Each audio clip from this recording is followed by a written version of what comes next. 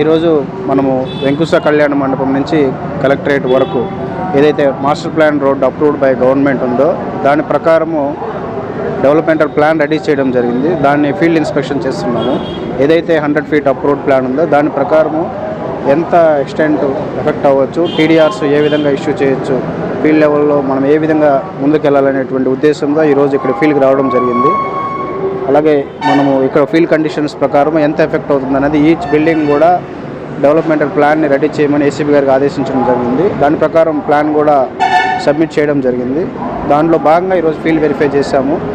త్వరలోనే owners of బిల్డింగ్స్ని కూడా call చేసి వాళ్ళ కన్సెంట్ తీసుకొని టీడీఆర్ బాండ్స్కి వైపు కన్సెంట్ తీసుకొని రోడ్ వైడనింగ్కి ఫర్దర్గా వెళ్తామని తెలియజేస్తాము. అందరికీ నమస్కారం.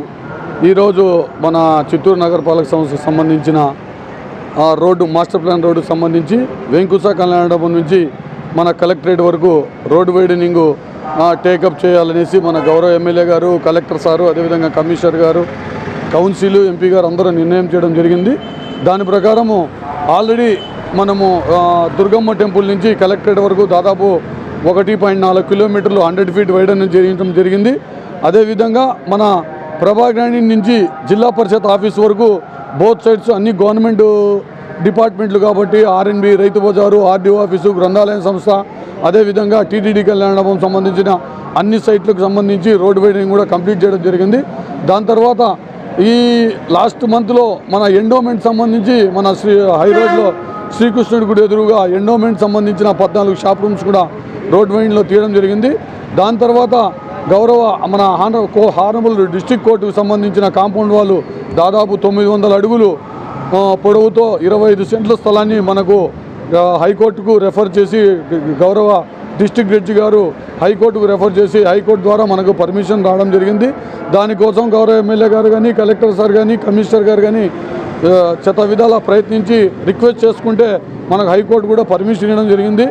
దాదాపు 900 అడుగులు ప్రాసెస్ అయితే జరుగుతూ ఉంది. అదేవిధంగా ఇదే సంబంధించి మన గంగినేని పార్క్ సంబంధించిన 600 అడుగులు సంబంధించిన కాంపౌండ్ వాళ్ళు కూడా మనము రోడ్డు వైడనింగ్లో తీసేయడం జరిగింది. తీసేసి లోపల కాంపౌండ్ వాళ్ళు కూడా పార్క్కి కట్టడం జరిగింది. ఇంకా మిగతా వెంకుస నుంచి మన ఈ రైల్వే అండర్ బ్రిడ్జ్కి సంబంధించిన దాదాపు 1.1 కిలోమీటర్ సంబంధించిన స్ట్రెచ్లో ఎన్ని బిల్డింగ్లు ఎఫెక్ట్ అవుతున్నాయి, ఎంత ఎఫెక్ట్ అవుతున్నాయి, ఎంత వెడల్పుతో ఎఫెక్ట్ అవుతున్నాయి అనే ఉద్దేశంతో మేమందరము మార్కింగ్ చేయడం జరిగింది. అదేవిధంగా దానికి సంబంధించిన ఆర్డీ ప్లాన్ కూడా రెడీ చేయడం జరిగింది. దానికి గౌరవ కమిషనర్ గారు ఈరోజు అటెండ్ అయ్యేసి మా బిల్డింగ్ ఇన్స్పెక్టర్లు, సర్వేరు, ప్లానింగ్ సెక్రటరీస్ అందరూ కూడా ఎంత మెజర్మెంట్ వెళ్తోందని వెరిఫై చేస్తూ అంటే క్రాస్ చెక్ చేయడానికి గౌరవ కమిషనర్ గారు కూడా ఈరోజు అటెండ్ అయ్యి ఈ వెరిఫై చేయడం జరిగింది.